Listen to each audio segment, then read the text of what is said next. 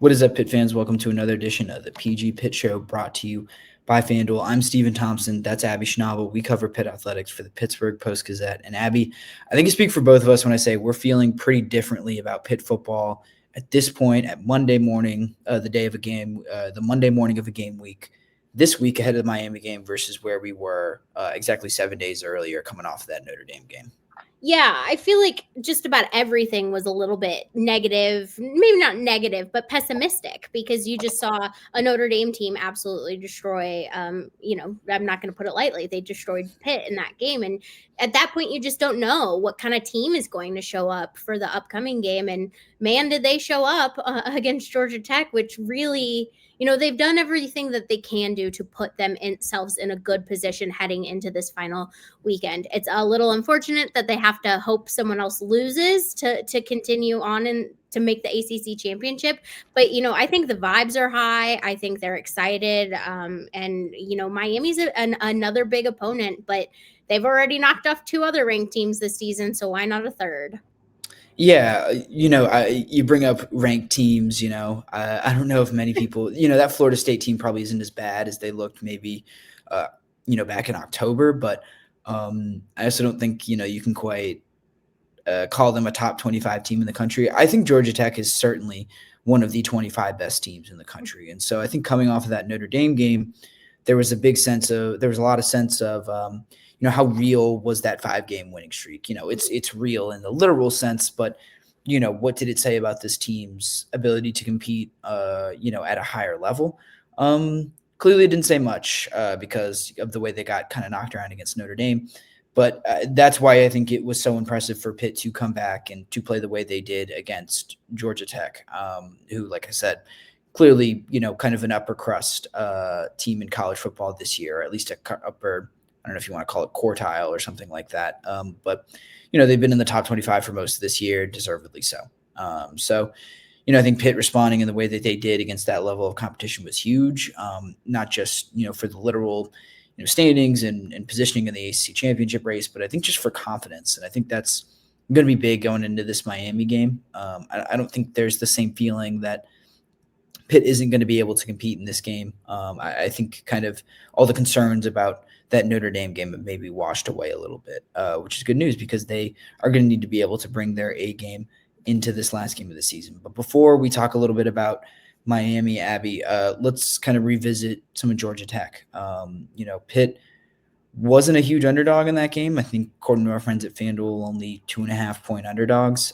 But after that game, the way it was kind of billed, I think a lot of people were surprised. And Pat Narduzzi talked about that today in his Monday press conference, said that, maybe some people were shocked by this game, by this result, but it wasn't shocking to Pitt. What did you make of, I guess the win as a whole? Let's start there. What did you make of Pitt's performance down there on Saturday? Were you shocked or surprised in any way?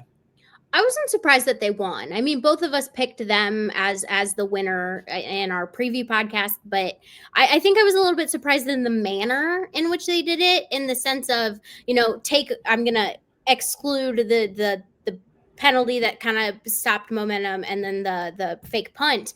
But when you look at the fact that they jumped out to 28-0, like, I'm not sure we've seen such a complete offensive performance from this team this season until that moment.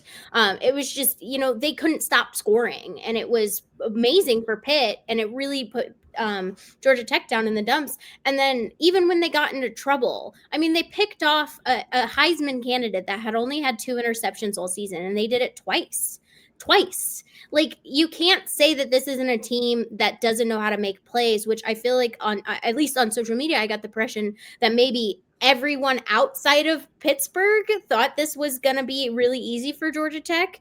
And it almost makes me wonder, like, was Georgia Tech feeling like it was going to be an easy game because of how bad the Notre Dame game went? But, the way Pitt not only started, but then responded when things got tough, it's like, yeah, they're a really solid team. Rankings, who knows? But, they deserve their chance at the ACC championship game. I think it was most stark. I think the way they finished that game, right, to me, the 28-0 start was certainly impressive. I thought Pitt matched up well in this game, but when, things kind of evened out, when Georgia Tech kind of finally found their footing in that game, the way Pitt responded was really huge because, we have seen Pitt teams go up by double digits, by a couple scores or more before. And a lot of times when, they start to get some game pressure put on them, when teams start to show signs of life, Pitt would tend to not respond to that well. I mean, their first two losses at the beginning of the year had double-digit leads and weren't able to hold on. So I think their ability to, the Braylon Lovelace interception, that's, lightning in a bottle right there. But that was, at the end of a drive where Georgia Tech was really kind of leaning on them, where it seemed like momentum was really starting to shift back into Georgia Tech's favor. And then all of it was on the line and all of the pressure was on Pitt when Jakarian Turner breaks loose for that 56-yard touchdown. Shout out to Ryan Baer for the blocking up front, completely clears about 3 or 4 guys out of the play to open the hole for Turner. But yeah, to kind of have the nerves and the resolve to stay in the game, to not let the momentum get too far out of hand and to shut the door. That was the most impressive part to me. As soon as they went up 28-0, I know you entertain the notion of a blowout in that sense, but I think we've watched this team for too long and I think we know who Georgia Tech is. We knew they weren't going to lay down forever. So it was interesting to see both them kind of fall down and make some of the mistakes like they did, missing that field goal right before the half, the fake punt, the penalty on Rasheem Biles that allowed Georgia Tech to score first. Seeing some of those mistakes, but seeing Pitt be able to survive them was really good to see, because that was the other thing in the Notre Dame game. As soon as Pitt dug itself a hole, they weren't really able to respond. And this was a game where even though they led wire to wire, they were able to overcome some adversity still.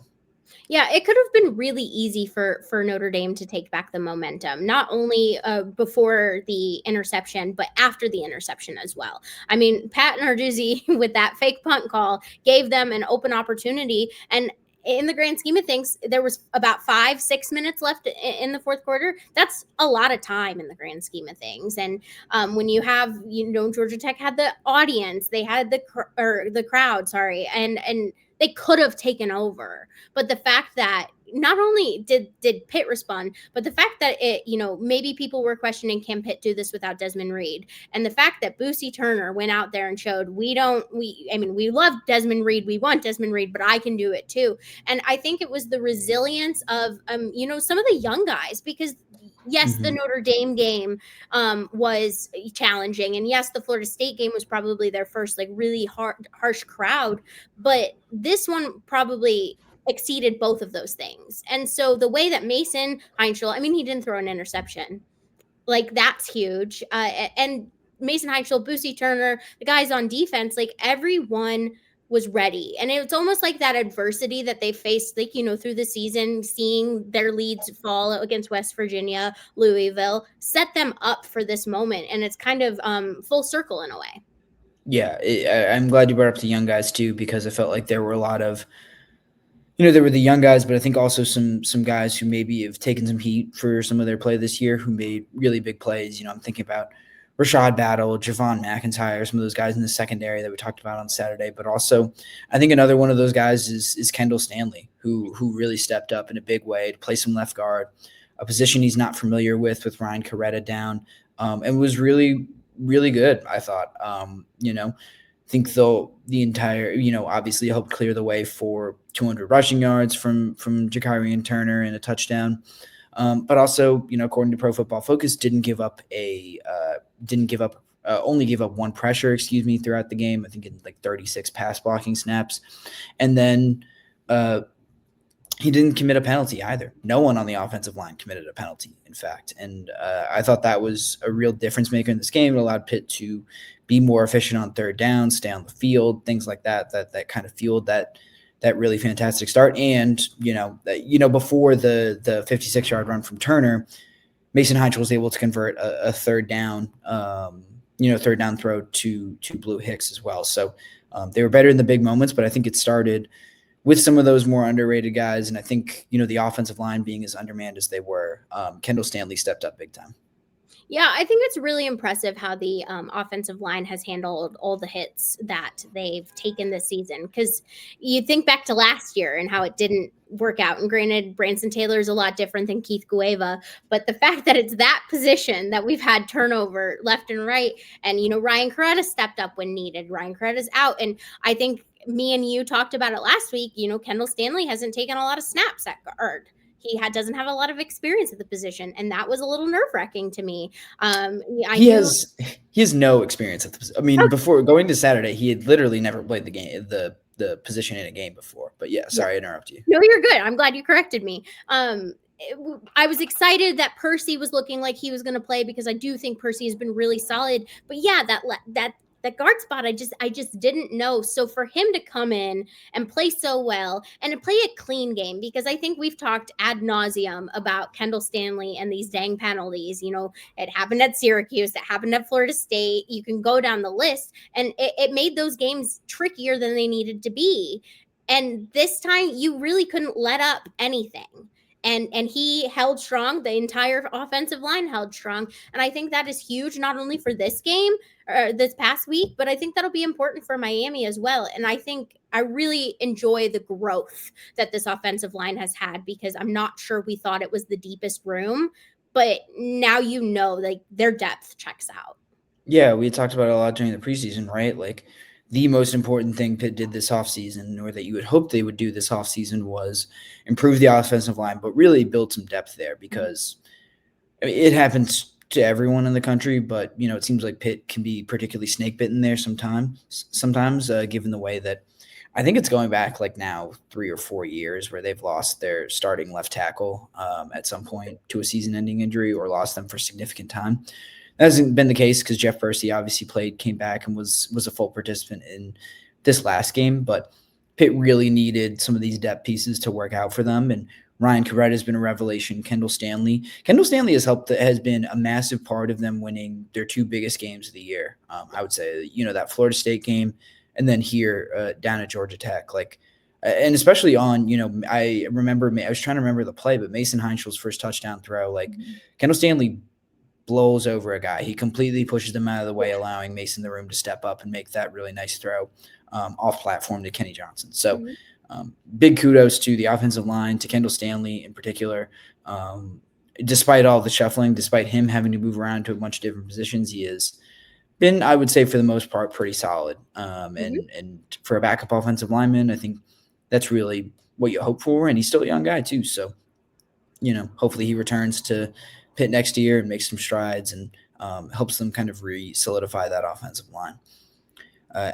Abby, speaking of kind of injuries and all of that, perhaps the biggest one, the most noticeable one, outside of maybe Desmond Reed, was Trey Butkowski, who did not make the trip down to Atlanta, did not kick against Notre Dame either. Reportedly sick. Pat Narduzzi was asked today if there's any update on Butkowski's status for the regular season finale, and he said no. Wish that he had an update, but nothing to report so far on Butkowski. Sam Carpenter looked rough. There's no 2 ways around it down there in Atlanta.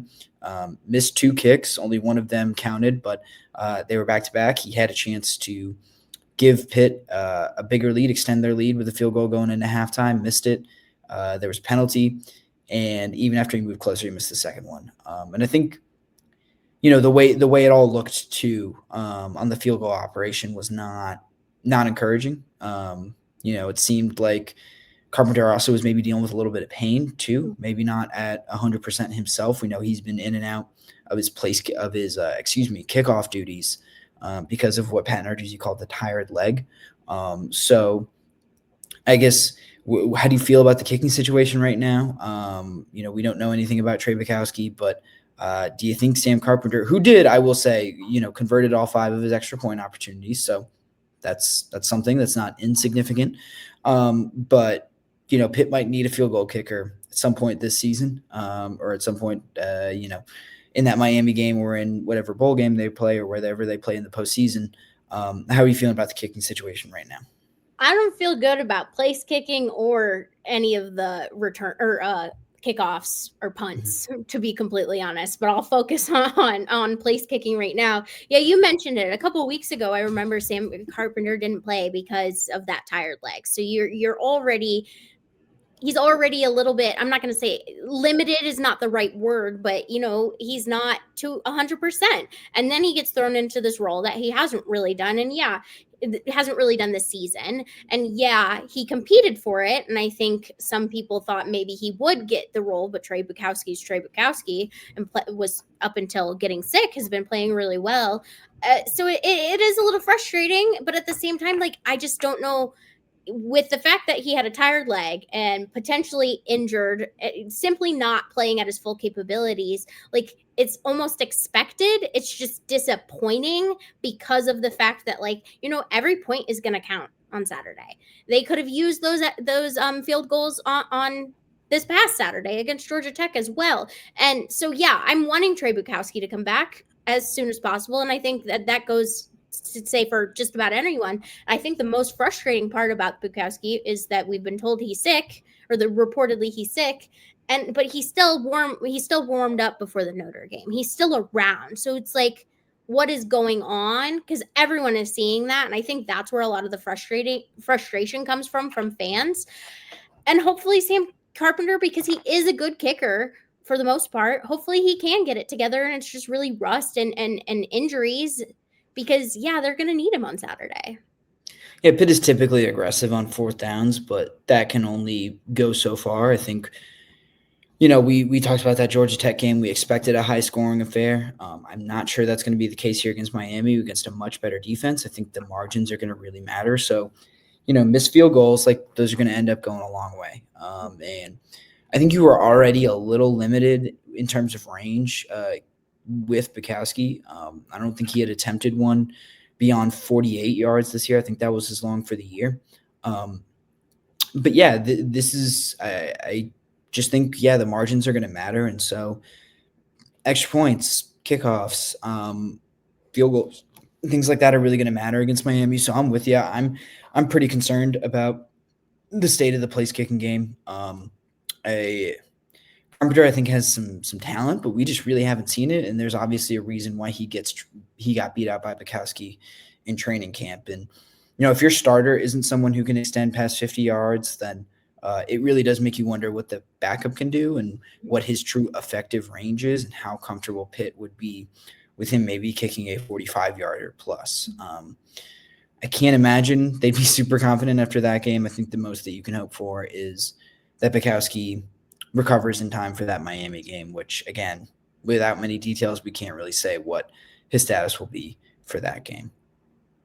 Yeah, it's arguably the position we're questioning the most. You probably would have thought coming in to the season that it would be running backs or, the offensive line. And it's funny that we're in the last week of the season and we're feeling solid about just about all the position groups, because even the secondary, which we've been harsh on this season, is coming off of a really decent performance. And we're worried about kicking. And that's just the epitome of football, I think, sometimes. It's just very much, sometimes you need a good kicker and sometimes you can hang without it. This past weekend, they could hang without it because I think getting out to that big lead was huge, because they didn't need those extra 3 points every now and then. But like you said, they're going to need it on Saturday. It's going to be closer, and their best bet is to get out to another hot start. But I don't think you can go up 28-0 against Miami just with how good their defense is. And so you're sitting here hoping that Trey Butkowski comes back. And if not, you're hoping that the offense gets off to a hot start and the defense holds as strong as they can, because you're not going to get a lot of bailout from Sam Carpenter. It's funny. I think, when you do your live chat tomorrow, Abby, you're going to have a lot more questions about Trey Butkowski's injury status than Desmond Reed's, which not something I would thought we would ever say this year. Anyway, thank you all for tuning in for this edition of the PG Pitt Show. That's all we've got. But make sure you like this video, subscribe to the channel PG Pitt on YouTube, follow all of our written work at post-gazette.com, and we will see you next time. Thank you for checking out this content from Post-Gazette Sports. If you watch this video on YouTube, please like the video and subscribe to our channel. For all of the sports coverage the Post-Gazette has to offer, visit post-gazette.com.